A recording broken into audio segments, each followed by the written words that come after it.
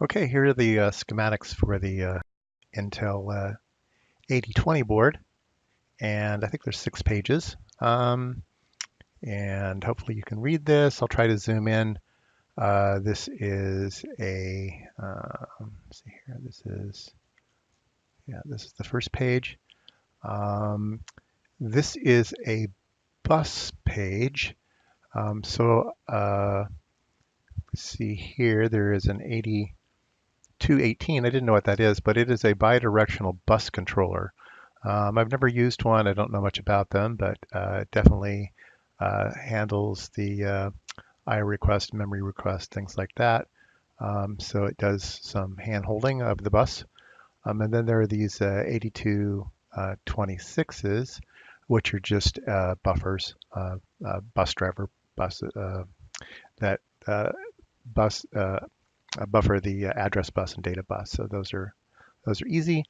And then there's a clock down at the bottom. Remember I said there was 2 crystals I didn't quite understand. One of the crystals is used just to generate a bus clock. So it uses also it uses an 8224 because Intel makes them. Why not? It's an Intel board.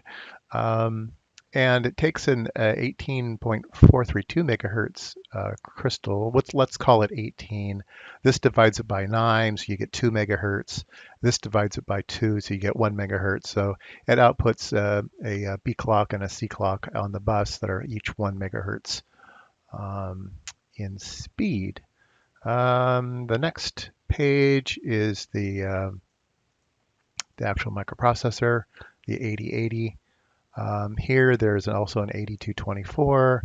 It has a clock of 19.354, so a little bit faster, but it would end up being just a little bit over a megahertz after you divide it by 9. So the 8080 bus controller chips, again, these are 8095s. There's a latch for the data bus, 8238, and some other hand-holding chips and stuff here. Not quite sure what this little circuit here is doing. It's interesting. It might be a wait state generator or something. I'm not quite sure what that is. Interesting. All right. Let's see. Let's keep going. Next page is our RAM. These are the 21, they say 13. I think these are 2114 chips. So there are a bank of those, and there's the ROMs down here, the PROMs.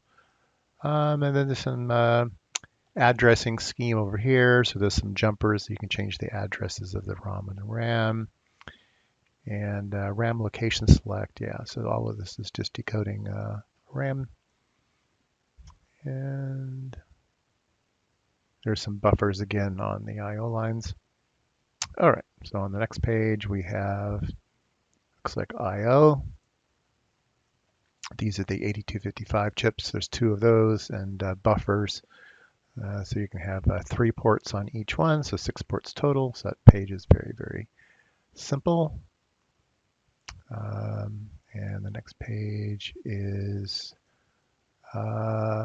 this is the 8251. This is the serial chip, RS-232. So it's a receive, send, clear to send, dataset ready, all that kind of stuff. RxDX. And then there's an 8253, which is a timer chip. So it allows you to generate timing pulses. Probably goes off to the interrupt controller chip. Allows you to do things like that. Address decoding. And there's an 8259, which is the interrupt controller chip, and you can strap that to bring in different lines, interrupts 0 through 7, and other things. And then we start over again for some other. But those are the 6 sheets for the chip. These are all part of the SBC 8020 and SBC 8020-4. I don't remember if ours has a -4 or not. single board computers hardware reference manual.